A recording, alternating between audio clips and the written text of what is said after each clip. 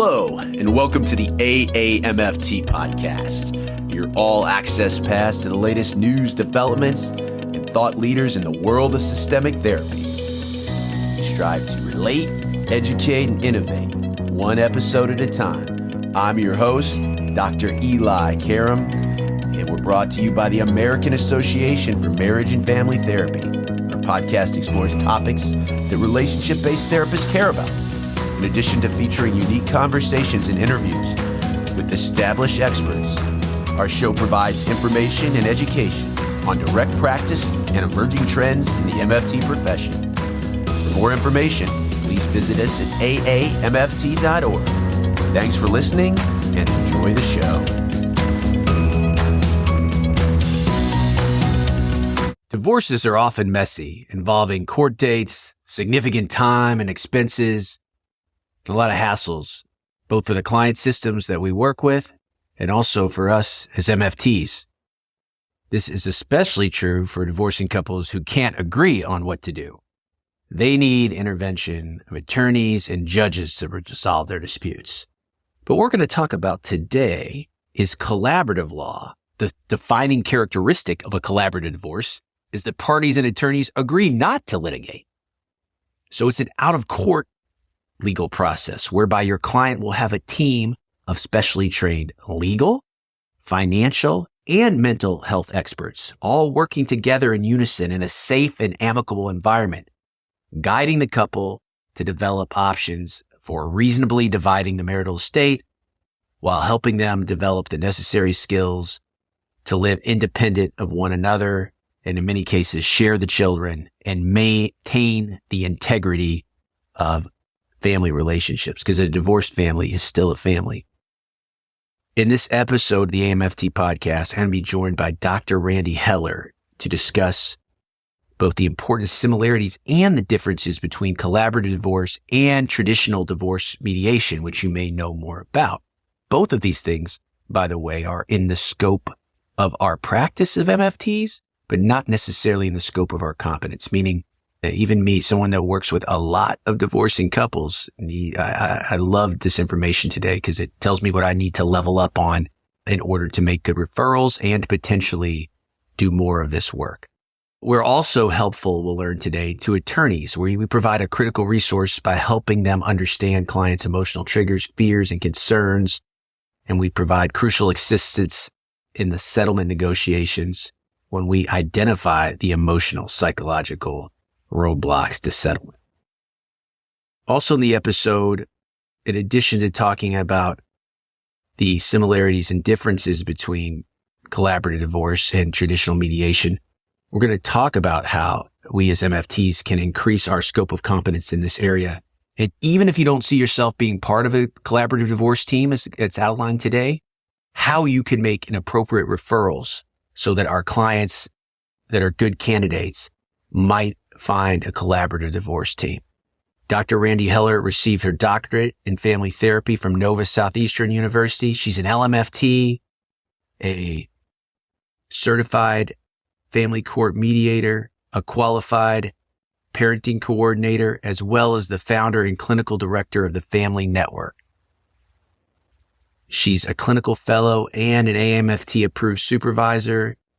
And what she's very proud of, and we'll talk about today, she has pioneered the first and only course of its kind in collaborative divorce for both master's and doctoral students at her alma mater, Nova Southeastern University, in the family therapy department. I learned so much from Randy, and I hope you will too. We will be back after this very informative interview. Dr. Randy Heller, welcome to the AAMFT podcast. This is a topic that we get a lot of requests for. Today, we are going to talk about MFTs understanding the world of divorce mediation, collaborative divorce. Many times we work with couples, and it used to be in our field that if you could not save a relationship, that was considered a negative outcome. We don't think that way anymore. In fact, many MFTs work people to dissolve in a healthy way their relationship, and part of that is a mediation process and a collaborative divorce. So a lot on that today. But first, Randy, we always like to know about our experts. So tell us about your MFT origin story and specifically your interest in working with the divorcing couples in mediation and collaborative divorce. Okay, great. Thanks so much for having me here today. I'm very excited to share all of this information with all of you. My own story and how I began doing this work, I wrote my dissertation on this topic, and I'll tell you a little bit more about it later. However, what I write in my first chapter is my why. And really my why starts with my own family of origin. As we all know, as MFTs, there's something that prompts us to want to do this work. And truly, I come from a legacy of divorce that goes way back to my great-grandparents who didn't officially divorce, but they did separate. And what we come to understand in working with families who divorce is that there's oftentimes generational patterns.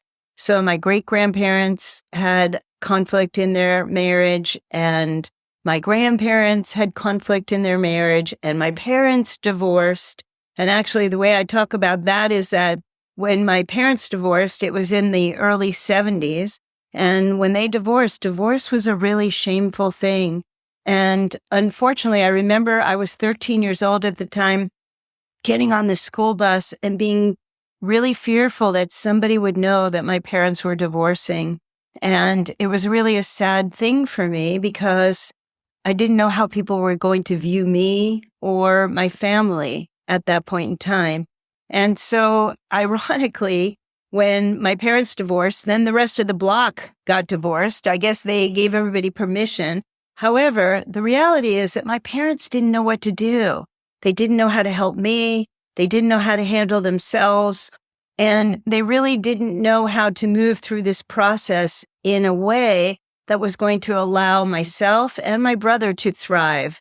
And instead of perpetuating that pattern, I really wanted to learn how to do it better and differently than they. And the reality is, I got divorced. And when I got divorced, I was dedicated to doing it better and different, so that my daughter didn't experience the same struggles that I did. And so truly, that is how I got involved in this arena and knew that there had to be a better way to do this than the typical litigation process, if you will. And we're learning so much about the impact of divorce on children and families. And the reality is that we used to believe that children who came from a divorced family were going to be quote unquote damaged goods. And as we know, as MFTs, what we look for, what we search for are what good can come out of this? What are the positive things? And I really appreciate what you said, Eli, about the fact that we as marriage and family therapists don't necessarily have to have as our goal keeping the family together or keeping the couple together. As a matter of fact, that's not my goal at all. And I tell every couple who comes in to speak with me that my goal and my role is not to keep them together. My goal and my role is to help them to figure out where do they want to be and how do they want to live their lives, and help them find a path to doing that. And in actuality, that's what I'm doing in this process, helping them to find a path to do it in a better way, in a way that isn't going to create a scenario where their children are damaged goods, if you will. What we actually now know from my research and some research that has come before me is that children who come from divorced families in reality can be better off in an ironic way than children from intact families. And when you think about that, it makes perfect sense, because anybody who learns how to move through adversity and anyone who learns how to adjust to life's challenges in a reasonable way is going to thrive in life.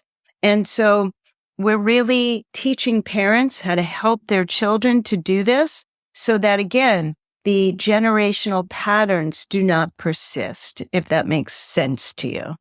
Sure. And many of our audience out there will have worked with a divorced family system, but let's differentiate that from really what we're going to focus on today. So please define divorce mediation and collaborative divorce for our listeners.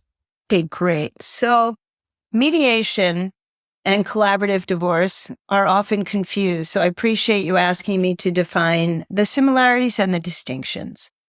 So when a couple decides to divorce, there are many ways they can go about it. So I'm going to give you a little bit of education about that.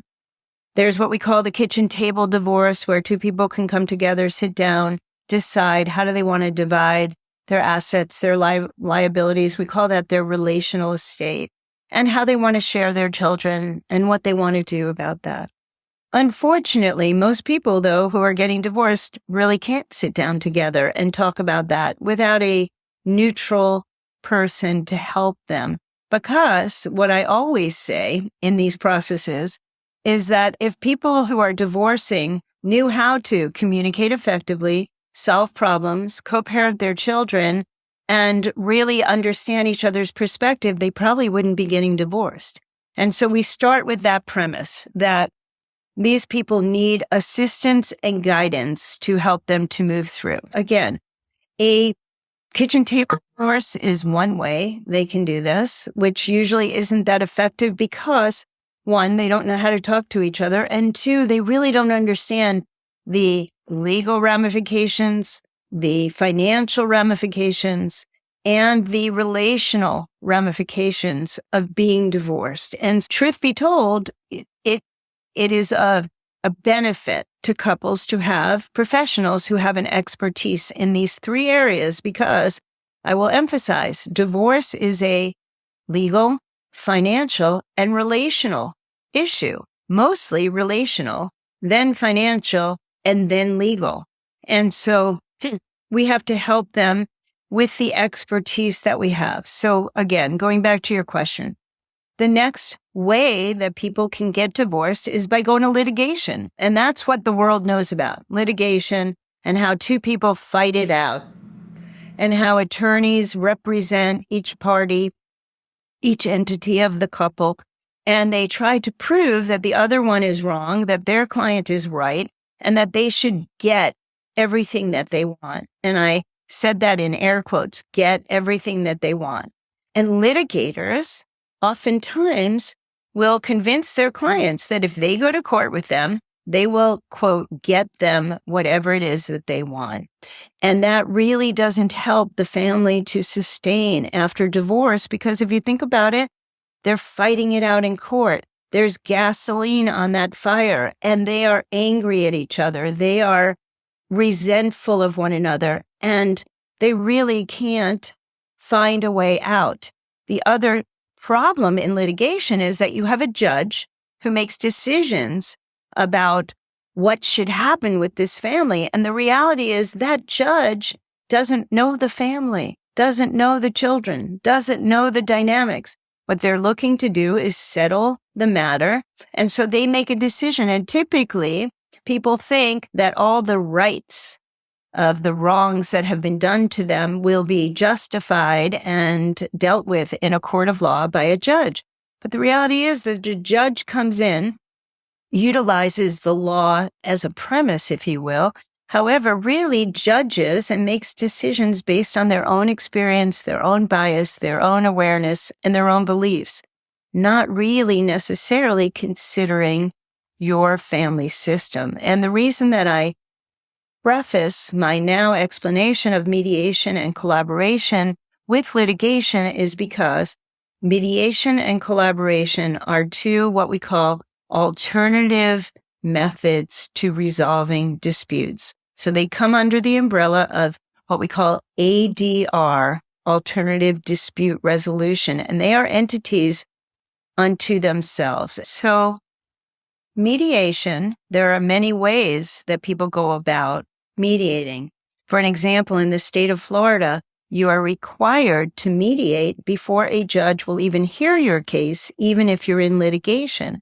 And so what you need to understand about that is when you're mediating as a byproduct, if you will, of litigation, you will be with a neutral mediator who will facilitate the conversations and attempt to engage in problem solving with a divorcing couple.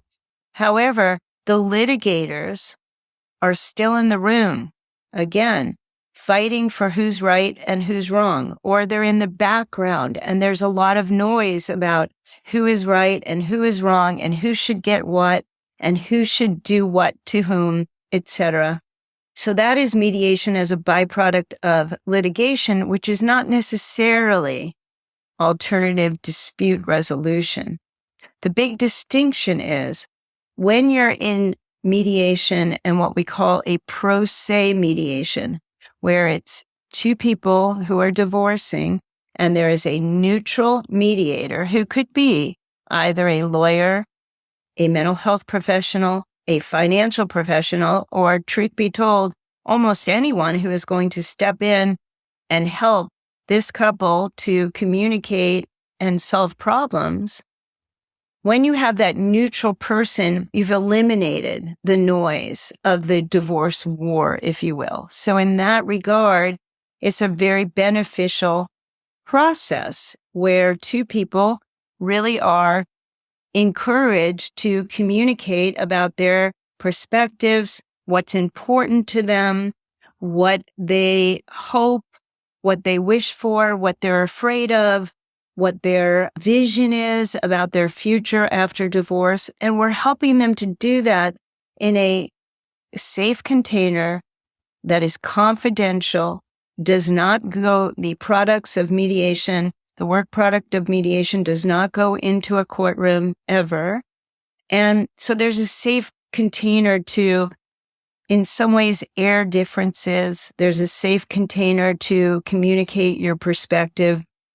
And a mediator, a trained mediator, will facilitate that. This idea of pro se mediation, if I hear you correctly, the couple, in this case, the divorcing couple, has elected that, and they do not bring their legal counsel into that mediation session. Is that correct? Yes.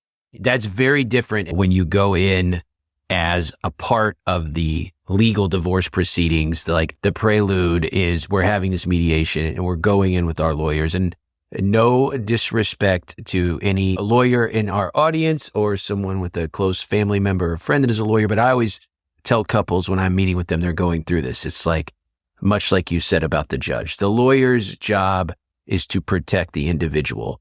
Whereas why I think MFTs are so suited for this mediator role, as we'll talk about today, because we're playing the long game. We know, especially if this couple has children, that they are going to have to work together to communicate better, that we're, again, playing the long game. And the more acrimony or discord, well, a lawyer might like that because it could be a billable hour. They want the most for their client. They're not necessarily thinking of the whole systemic picture the way MFTs do. So I think that's a pretty important distinction when the difference between pro se and electing it versus being contested or part of a legal divorce proceeding. Now, as you were saying, talk us to the difference between mediation and a collaborative divorce. Sure, I'll do that. And though before I do, I want to make one point.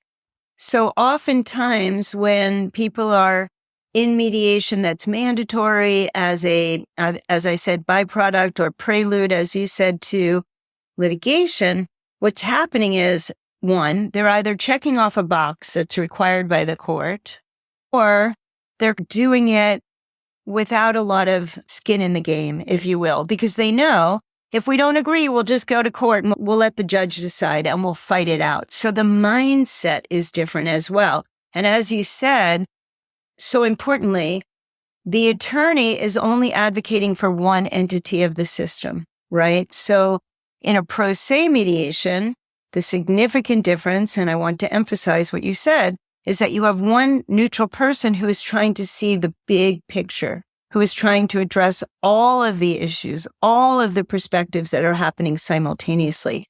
And so to my mind, that's really a much more productive mediation. And the clients are there voluntarily. They have chosen this process. They have chosen not to go to court. They have chosen not to fight it out with attorneys. And so we still are tasked with teaching them a better way to do this. However, they're more motivated to do it in a better way because they've chosen it, if you will. Now, what I learned and the way in which I got involved in the collaborative divorce process was that I would work as a MFT. I'd work with couples and they would start talking with me about the notion of our marriage isn't working. Maybe one, maybe both would start thinking about divorce or talking about the next steps toward divorce or talking about how they would restructure their family. And I would sit with them as an MFT and I would help them to talk about it. I would help them to visualize a plan. I would help them to come to some terms, not an official role as a mediator, but as an MFT, helping them to communicate about an issue at hand, right? And we would come up with all of these potential agreements, if you will. And they would leave my office and they would say, oh yeah, I can do this and our family's going to be okay and our kids are going to make it and we're going to be good co-parents, etc. Let's say that was on a Thursday. By Monday, I would get calls from them. I talked to my attorney about your plan, and my attorney says if I spend more time with my kids, I would pay less, and if I had my kids more, I would get more money, and it became a transactional process. As an MFT, I decided I would become trained as a mediator, and as a mediator, I would then have the ability to work with couples, not therapy couples, and that's an important distinction, and we'll get to that later. But I would work with couples who would come in not wanting lawyers, and they'd want to mediate, and I would help them. However, what I realized is I could help anybody talk about anything. But what I truly realized is I did not know enough about finances, which are a big part of divorce. I did not know enough about the law, so I didn't know if these people were really coming to good, sustainable agreements. And so I felt almost in an ethical dilemma, if you will, because I was doing something where I could help them to come to terms. However, I didn't really know that the terms they were coming to was good for them and was going to be good for their family over the... Back to your language, you were very comfortable working on the relational before your additional training. You were very comfortable working on the relational part of divorce. You were not as versed working on the legal or financial. Absolutely not. And the important thing to note is as a mediator, any mediator, a lawyer mediator, a financial professional as a mediator, or a mental health professional as a mediator, we are not allowed to give legal advice. We're not allowed to give financial advice, and we must stay in our own lane, right? Okay, even though we're not allowed to give that advice, what lawyers do is they educate people when they're mediating. What financial professionals do is they educate people, as I do, educate them about the relational piece. However, I didn't know enough to educate them about the law and about finances, and nor was I supposed to, because ethically, that is not my lane, and it's not my training, and it's outside of the scope of my training. So with that said, at that time when I realized these conversations I was having with my clients were falling apart outside of my office when they did speak to their lawyers, I decided, wouldn't it be a wonderful opportunity for me to team up with financial professionals and attorneys and move these people through peaceful divorce? So the interesting part of that story is that I decided on my own, nobody told me to, but I decided I better learn more about this. I better learn more about the possibilities of teaming up with other professionals and moving families through divorce without going to court. So I started exploring what's out there to do this work, to teach me to do this work. And I went to a conference, and this is important to note. There's an organization called the Association for Families and Conciliation Courts. It's been in existence for a very long time, and it's comprised of mental health professionals, financial professionals, and legal professionals who are dedicated to moving families through divorce in a peaceful way. And so I went to their conference, and when I went to their conference, there was a process there called collaborative divorce. Unbeknownst to me, it had been developed in 1990, where there were teams of professionals moving families through peaceful divorce. So let me explain and define that more clearly. So on a collaborative divorce team, you have two attorneys. Each attorney is representing one entity of a couple. So there, you're addressing the issue of being educated and informed about the law and about the divorce process, if you will. Someone who's going to advocate for you. And then you have a neutral financial professional who works with both entities of the couple, looks at the marital estate that I described earlier, and helps the family to look at, okay, what is it that they have? How can they divide that up so that they can both live sufficiently and take care of their children? And how can they move forward in their lives? And then you have a neutral mental health professional, such as ourselves, who helps facilitate the conversation around the family dynamics, the family relationships, and also around these legal and these financial issues. So you have a collaborative divorce team. So now let's juxtapose that with mediation. In mediation, you typically just have one neutral professional.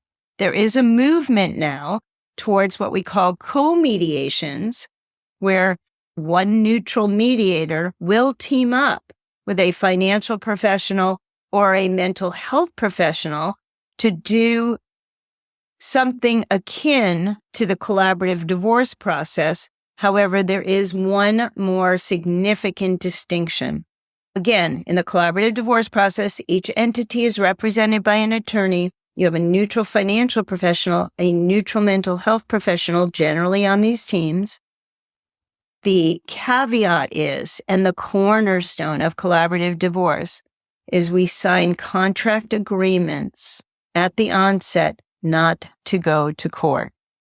So we are creating a safe container for everybody to work together, collaborate, if you will, on how to best move this family through, restructure their family, and make the agreements sustainable over time so everyone can live and move forward in their lives. And so that is a big distinction because, again, go back to a mediator. Nobody is being represented. Nobody has advocacy. And nobody has sometimes the support that they need if they don't feel like they know enough to make the decisions that they need to make when going through a divorce. Now, one more thing, and this is, I hope you're recognizing how complex this is. What happens in mediation is we oftentimes that each entity of a couple have what we call review attorneys. So what happens there is that the couple may come to an agreement with their neutral mediator, financial professional, and or whoever else is in the room. They may come to terms.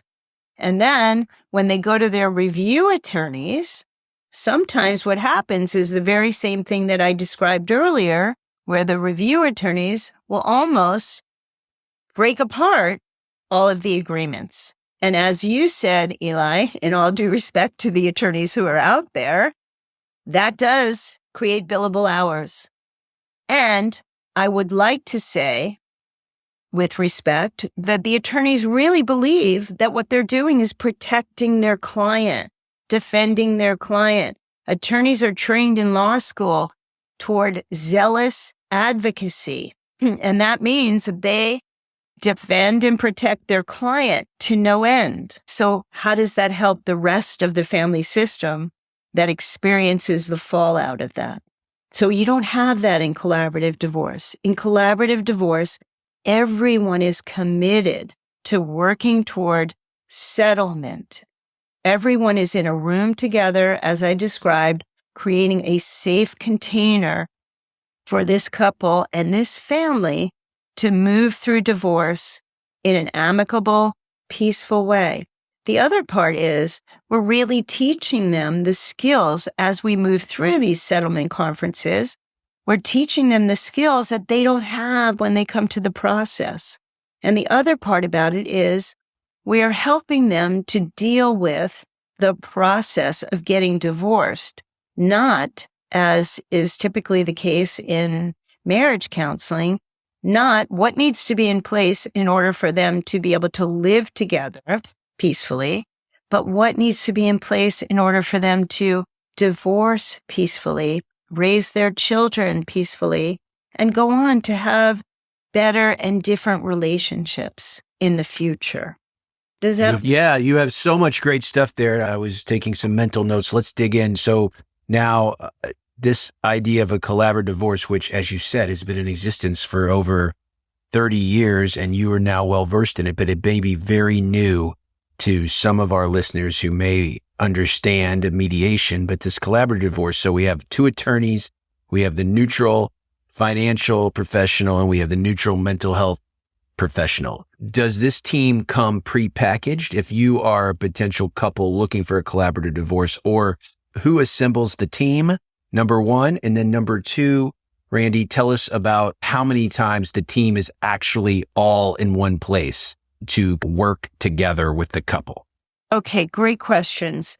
Typically, in each geographical region, we have what we call practice groups.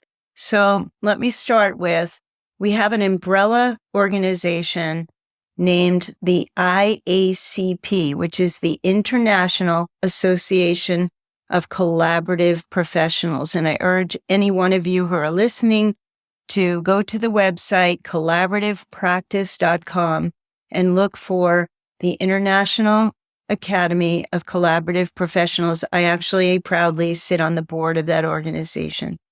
And the reason that I mention that is because we have a menu of all the different regions, and you hear international associations. So we are all over the world, and we are all over the United States and Canada.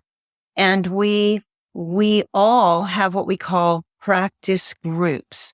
And within the practice groups, for an example, I'm in New York right now, and I sit on the board also of the New York Association of Collaborative Professionals, the NYAC. And within our organization, we have mental health professionals, financial professionals, and legal professionals who all work together.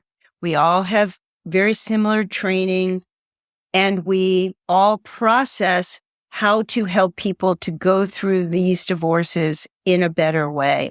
So within those practice groups, we build relationships, we get to know who we work well with.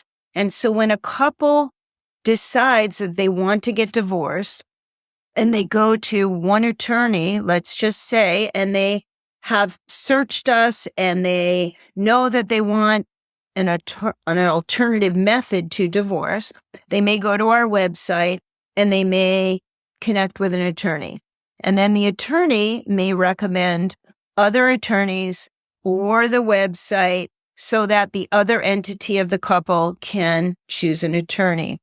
Typically what happens is that those attorneys will then select a few names of mental health professionals and of neutral financial professionals, and will recommend that the couple interview those people.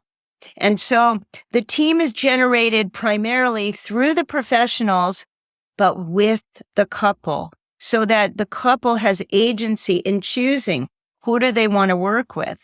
Now, there are sometimes, because people who are going through divorce are so overwhelmed, there are some times that they will go to an attorney, and the attorney will say, I have this great team of professionals who I typically work with, and will make those recommendations. However, much like MFT, marriage and family therapy, this is a client-driven process. So we give them options on how they want to formulate their team and what the best way for them to do that is based on their individual needs. Maybe there are substance abuse issues, and maybe there's someone in our practice group who specializes in helping families where there are substance abuse issues, or even domestic violence, which is a hot topic, and we could do a whole other podcast on that. And how do we help these families move through, even if there is domestic violence? Or, there may be very complex financial issues, so we select the financial person based on their knowledge and their expertise. So in these practice groups are different professionals with similar training and expertise, and then also specific training and expertise that may lend them to be the most appropriate professional to be on the team, if that makes sense to you. It makes great sense. And when a team is assembled, again, will they all meet together? Will it be siloed? One of the questions we'll also have from our clients and from our audience therapists listening to this is the cost benefit analysis, having a contentious, legal, expensive divorce versus the probably more expedited, financially efficient, collaborative divorce. But I love how you put that, because that's exactly right. So great. How many meetings? Those are difficult questions. So I also have conducted additional research, and there is research out there on how long do these cases take, how many meetings, who comprises the team, how much does this cost? And what we find is that there are generalities. However, as with couples counseling or family counseling, it depends, right? It depends on the clients. It depends on how willing they are to take hold of the skills that we're trying to teach them, to not compromise. But I learned from a professor of mine, and I use this term all the time, stretch to meet the needs of the entire family, not just their own needs. How are they willing to communicate? How transparent are they willing to be? And so there are a lot of factors that go into how many meetings. I've done over 100 of these matters, and some of them I've done in 2-3 hour meetings, and some of them take months, and some of them take well over a year or more to do, depending on the personality dynamics, the issues at hand, the finances, how much support they need. And I'm not talking about financial support. I'm talking about professional support and help to go through this. But typically how this works now, what I didn't mention, which is really important, is that we're on the front lines of couples who aren't making it. And so oftentimes these teams can be generated by the MFT working with the couple because they know the couple really well. So if they get to know the professionals in the collaborative communities in their areas, they can make great recommendations about professionals that they believe would be a good fit with their clients. So oftentimes if I'm working with a couple and they're starting to lean toward divorce, before one of them goes out and hires the most heavy-weighted shark litigation attorney, I'm going to start to talk to them about alternative dispute, the differences in mediation and collaboration that we've talked about today, the professionals who I know who may be able to help them, and I will generate a team that way. Typically what happens when I am brought on to a team through attorneys is that I will meet with this couple first. I will meet with them together. I will establish the context of neutrality. I will discuss the process with them. I will observe the interactional patterns between them. And then I will go report back to the team and tell the team what I've learned so that we can develop a strategy to help these people to move through in the best way. I'll report on, okay, what are the dynamics between the family? Who seems more assertive? Who seems more subordinate? Is there a power differential? What are the children going through? What have the children experienced? What's the level of conflict? Has there been any domestic violence? Those kinds of things. So I have a lot of information up front that will assist the attorneys and the financial professional to prepare for our first team meeting. And we will know how to approach this couple so that we can be most cost efficient, most time efficient, and most productive. So there are times where we will meet as an entire team, and there are times where we'll meet offline, as we call it. So I will meet offline with two parents to help them to talk about and draft a parenting plan and a timeshare agreement. So they're not now paying each of their individual attorneys by the hour to discuss something that attorneys really don't have training and education and awareness about, parenting and timeshare and age-appropriate timeshare for different stages that children go through. And so they're paying one person, not two people, to go back and forth with them and back and forth with each other. I'm doing it in a neutral context, helping them to talk to one another about that. So that saves time and it saves money. Then we bring that back to the full team, and the attorneys, of course, will review it with their clients and maybe comment on their thoughts about it. However, recognizing, again, it's a client-driven process. So these clients have agency over the ways in which they want to share their children that may be different than what the attorneys think they should be doing. And so how many meetings? It depends. How many hours? Typically, we don't go more than 2 hours at a time in a session. So what will happen is the team will meet before, and we will do what we call pre-brief, and we will strategize for how to talk about specific issues during a collaborative session with the couple. And then we will meet with the couple. So typically the pre-brief is about a half an hour. We will meet, we will strategize, then we'll meet with the couple. The whole team will generally meet with the couple. We will address the issues that are at hand. We have an agenda outlined already, and we will then help them to move through that. Those sessions are generally capped at 2 hours because it's very emotionally charged, and 2 hours is long enough before everyone really runs out of gas, if you will. And then after the session, the professionals meet again for another typically half an hour, and we do what we call a debrief. What went well? What didn't get accomplished? What are we concerned about? How can we address that? And then we may decide, okay, now the couple needs to meet offline with their financial professional, and they need to discuss their budget. Now they need to meet offline with Randy and discuss how are they going to tell their children that they're getting divorced. So again, we're not always all together in a room. However, generally, we bring our work product to the room when we have it. So when the financial professional has what we call an equitable distribution chart, and they have identified all of the finances and the budget, we will generally all meet together and discuss that, because the attorneys need to be aware of that. I need to be there to help regulate the emotions around these financial discussions, and the financial professional needs to bring their work product and lead this discussion.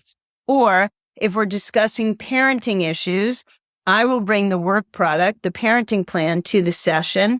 The attorneys need to be there to weigh in on the maybe legal ramifications, if necessary, of the co-parenting decisions.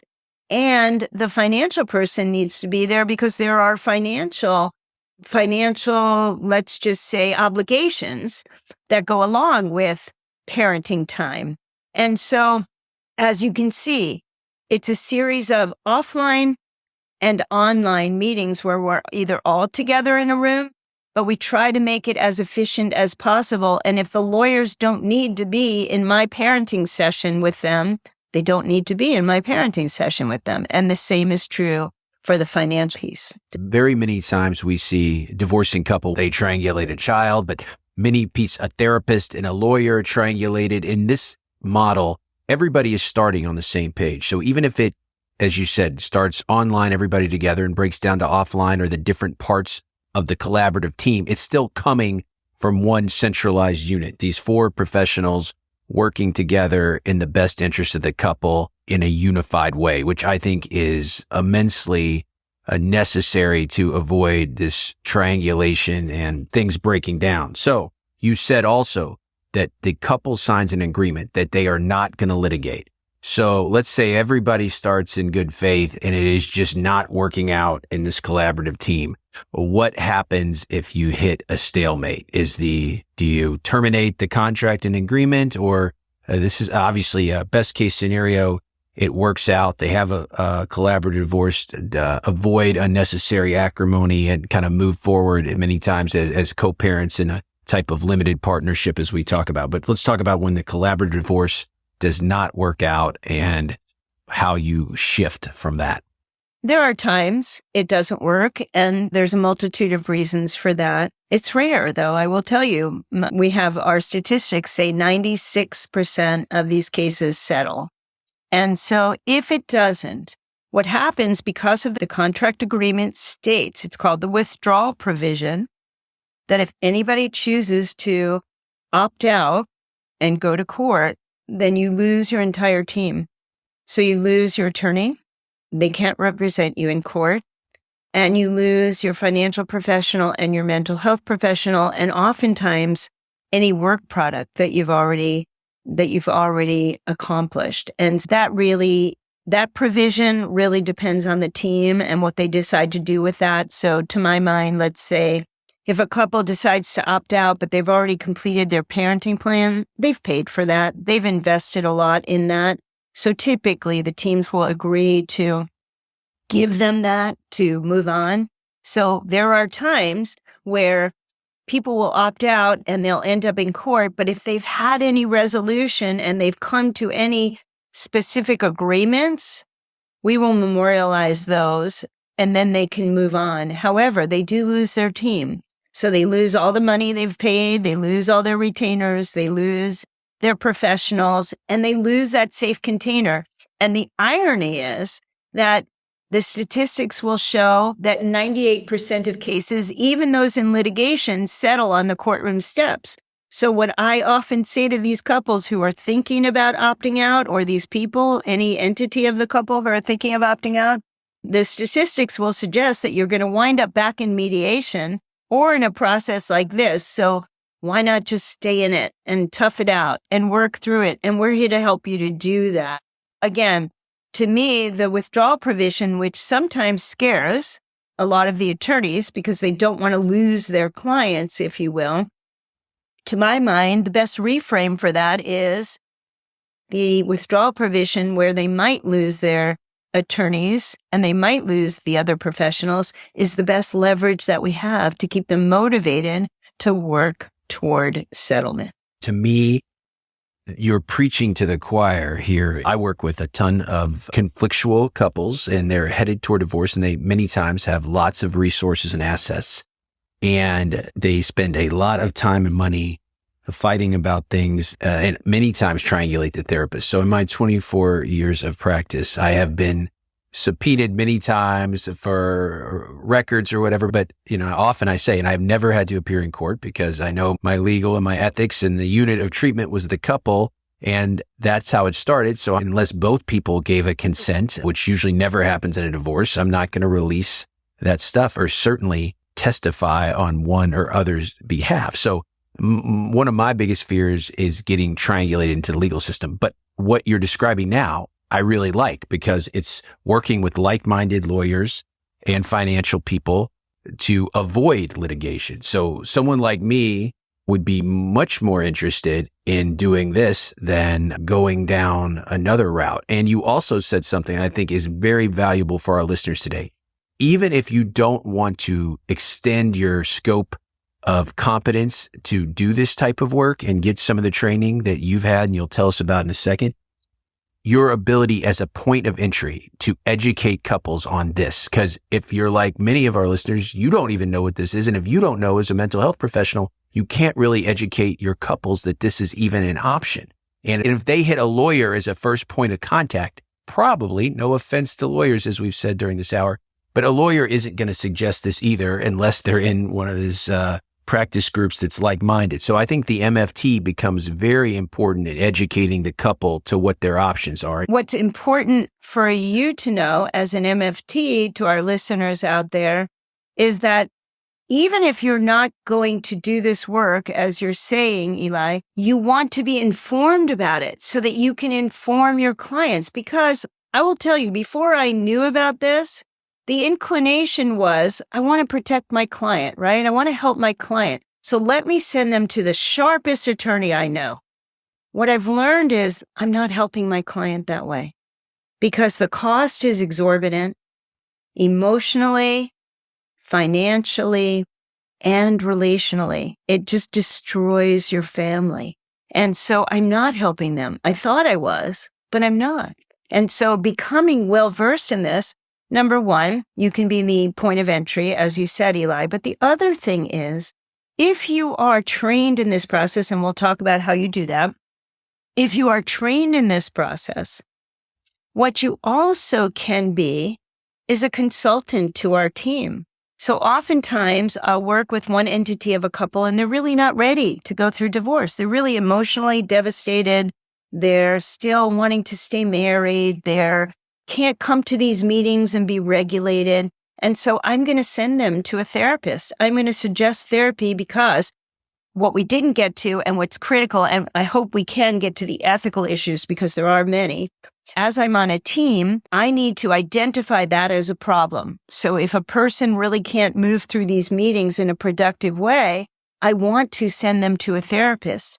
I will not send them to a therapist who hasn't been trained in this process because, again, we run into the problem of a therapist thinking they need to protect their client. They don't understand the process, so they're informing them, if you will. And so I will only refer to MFTs who have been collaboratively trained and or trained in mediation and alternative dispute if I'm going to consider sending a client of mine who's in the process to a therapist. So even if you're not interested in doing this work on a collaborative team, if you're trained, you will be the referral source. You can participate in our practice group meetings.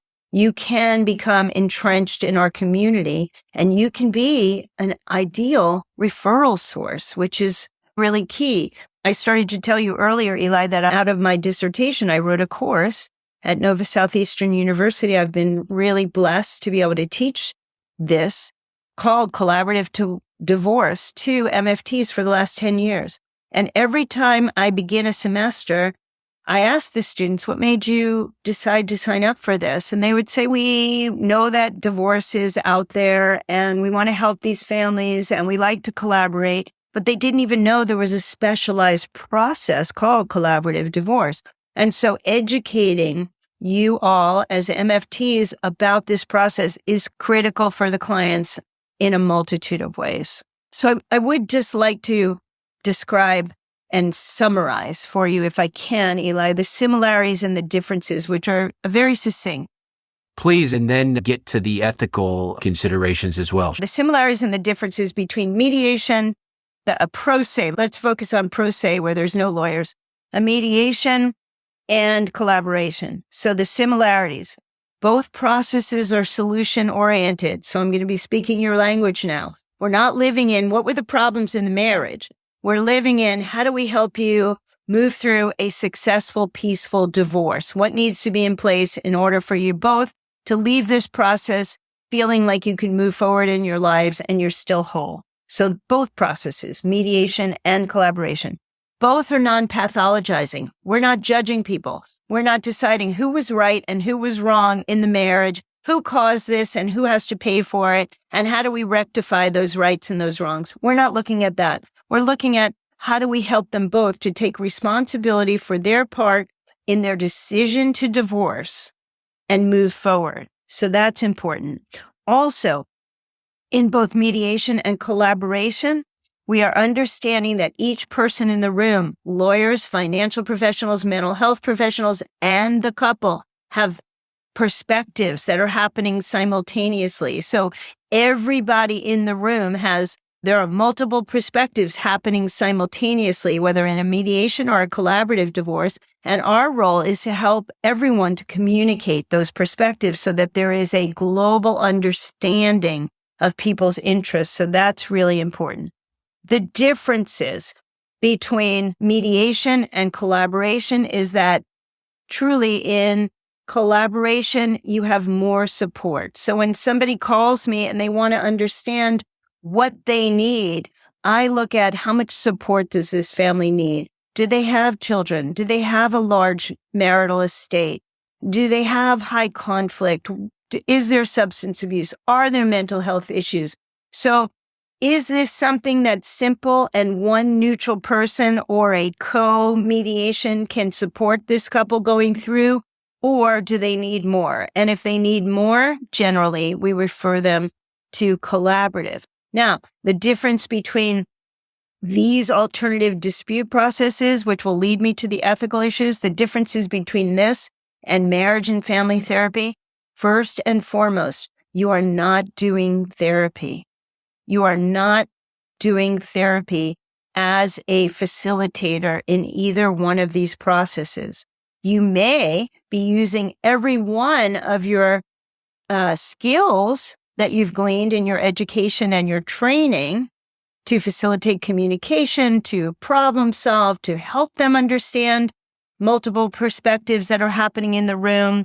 However, you are not doing therapy. So what you do is you identify the issues that are getting in the way of the resolution process, and you become a referral source and you provide referrals to help them. The other significant difference between this and marriage counseling, if you will, or family therapy, you're not repairing. You're not doing the repair. What you're really doing is helping them to get the resources that they need to heal, whatever that looks like. And you may have conversations with them about that, but you are not facilitating that. So that's a big difference. You're also helping them to restructure and be a different kind of family. So you're not working with them on what needs to be in place for us to be a better married couple. You are working with them on what needs to be in place to restructure our families so we can all sustain. That's important. And what I focus on with these couples is we are dealing now with the business of co-parenting. It's no longer about, I don't agree with your approach and I don't agree with your approach. We're going to fight over how we raise our children. No, it's more about the business of a co-parenting and what needs to be in place when your children are transitioning to two different households and having two different experiences. How do you help them to thrive in the midst of those differences? So it's very different than marriage counseling, because the reason I mention that is because oftentimes couples will be resistant to having a mental health professional on the team because they'll say, we've already been to marriage counseling and it didn't work, and that's why we're here getting a divorce, and so we don't need that person. However, it's really important that we help them to understand that this is a different role that we're in. We're using our skills, our assessment skills, our communication skills, our case management skills. However, we're doing it for a different purpose and in a different way. So ethically, this is really important that you understand. Again, you're not doing therapy. You're not treating issues. The confidentiality and transparency issue is one that really most clinicians struggle with. So in counseling, we are ethically responsible for providing our clients with confidentiality. However, the cornerstone of this process is transparency. Remember I said we're all sitting in a room together and we're all discussing everyone's issues. And I, as the mental health professional on the team, I have to share what everybody discloses to me with the entire team in those strategy sessions so everybody knows what we're dealing with. Now, if someone tells me, I explain that to my clients, and if they tell me that they have another relationship outside of this relationship, and that other person is now bearing their child, I need to bring that to the collaborative divorce team. However, they may tell me I can't. So if they tell me, listen, I'm going to tell you something, but you can't tell the team, and I believe that it's relevant to the divorce process, which of course this example is, then I will have to tell them that I won't tell the team because you're telling me not to, and I'm still bound to my ethical code. So if you tell me I cannot be transparent, even if you've signed that release, if you are revoking that release and telling me I can't share it, I won't share it. However, I'm going to tell the team something has come up and I can no longer work on the team and I will have to withdraw. And so confidentiality and transparency is a very tricky fine line that we're walking, and we have to really be well versed in the protocols for that. Also, as you alluded to before, Eli, and I appreciate it, there are a lot of clinicians who graduate and they think they can do this work. However, it's really outside of the scope of your training. You, again, will use your training and your skills to facilitate these processes, but there is a lot to know about the nuances of people going through divorce. And it's really key that you do get the training that you need, stay in your own lane, not try to do something that you're not trained in, understand how to work with attorneys, understand how to work with financial professionals, understand also I'm not a lawyer and I'm not a financial person, but I am well versed in some of the tenets of the law that people have to understand as they're going through divorce and finances. And so we really have to understand the scope of the process that we're in. And again, I find that a lot of clinicians graduate and they think, I can do this work. I know how to do this. And you really don't. You need specialized training. You've educated us today that to work with certainly divorcing couples in both a collaborative divorce and a pro se mediation is within the scope of our practice as systemic therapists, marriage and family therapists, but not in the scope of our conference. So yeah, that's the last question. I wish I would certainly take your class at Nova, and I've learned so much today. But if I want to continue this work, a listener out there, I work with these couples. I not only want to be able to educate couples and refer them, but I actually want to be able to do this mediation and collaborative divorce work. What does the training look like? Where do people go? Because this is not taught, as someone who's taught in MFT programs for the last 2 decades. None of this is taught in MFT programs, which is a shame because it is so relevant to what we do, especially those of us that work with divorcing systems. But how am I going to follow up on our talk today, and where do I get trained in collaborative divorce and mediation?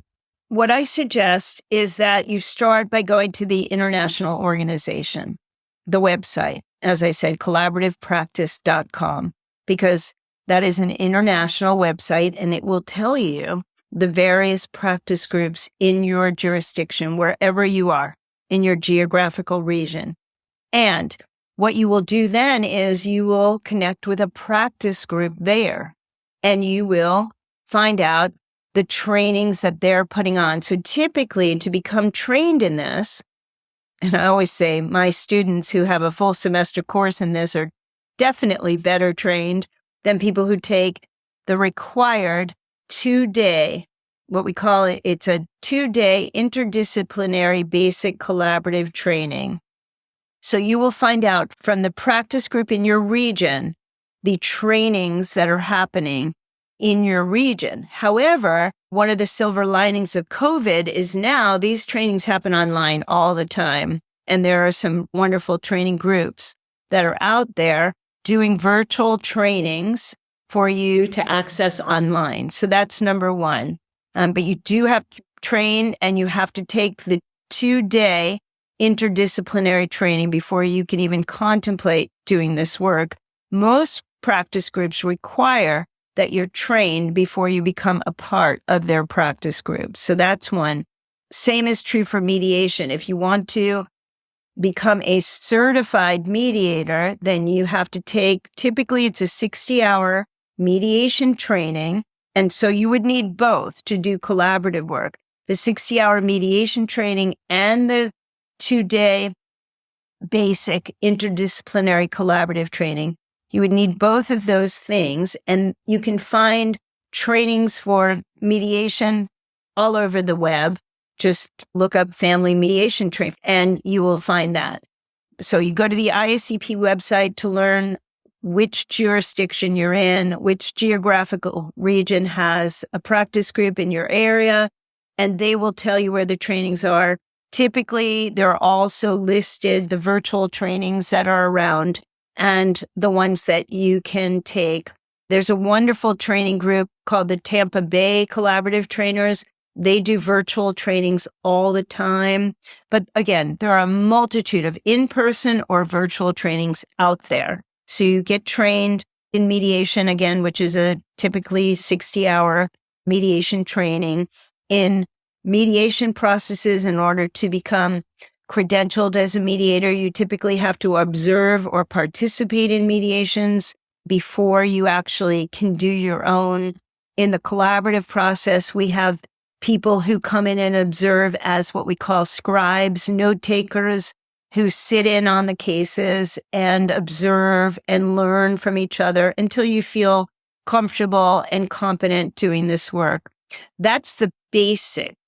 But I can tell you, I've been doing this work since 2006, and I've probably been to, I don't even know, countless trainings in both mediation and collaboration so that I can continually enhance my skills, because things are constantly evolving and changing. As we know in MFT, we're continuing to educate ourselves every 2 years, not only to get a new license, but to learn and to grow and to develop and be able to offer the best services we can. So what I've described are the basics. And then through your practice groups, you will hopefully join a practice group. You will learn more about networking and educational opportunities that are available around the globe. I can't thank you enough. You are a wealth of knowledge, as many listeners do after they listen to podcasts like this. They like to continue the dialogue. Randy, tell our listeners the best place to find you or continue the conversation if they choose to do that. Great. I'd love that. So first, I want to refer you to a professional. His name is Bill Eddy. So Bill Eddy is like the guru of high conflict divorce. Bill Eddy is an MFT. He's also a lawyer. And so he's got a wonderful, generous website out there. I urge you to go to his website. So that's highconflictinstitute.com/our-team. Bill Eddy, EDY. So that's one resource for you. I also urge you to go to David Hoffman's website. He is a Harvard-trained lawyer and mediator, and he is also one of our gurus. He also edited a book called Bringing Peace into the Room, and I urge all of you to go out there and find that book, Bringing Peace into the Room, because whether you're just working as an MFT with couples and families, or you're working as a mediator or a collaborative professional, that will allow you to start having the mindset of how do I enter this room and bring peace into this room, as opposed to perpetuating the conflict. So those are two resources I urge you to explore. You can reach me at Dr. Randy at familynetworkflorida.com or Dr. Randy at familynetworknewyork.com, because I am licensed and I work in Florida, New York, and also Connecticut. Feel free to email me, contact me by phone. I'd be happy to have this conversation with you and further your journey into really, I say, changing the world one family at a time and stopping this cycle of conflict. Eli, back with you, bringing to a close another informative installment of the AAMFT podcast. Did you know that AAMFT is active on all your favorite social media channels? Be sure to follow us, the AAMFT, on Instagram, X, Facebook, and LinkedIn. And you want to stay up to date with everything going on in the world of AAMFT, you can always find the back installments of the podcast anywhere you find your favorite podcast. I am partial to Apple Podcast and Spotify, but it's on Google Play, Stitcher. So please, if you're new to us, check out back installments where we tackle the latest trends and events impacting the world of systemic therapy, like today. And I have a number of pioneer interviews, which is some of my favorite interviews to conduct over the years. You can drop me a line at elikaram.com, where you see everything going on in my world, including I have 2 books that are out. One for our young professionals, Marriage and Family Therapy, National Exam, Your Guide for Success. That's from Springer. And that will prepare you for the national exam, including 360 practice questions, a full-length mock exam, proven strategies and tips for test taking, and it's organized to match the domains of the licensure exam.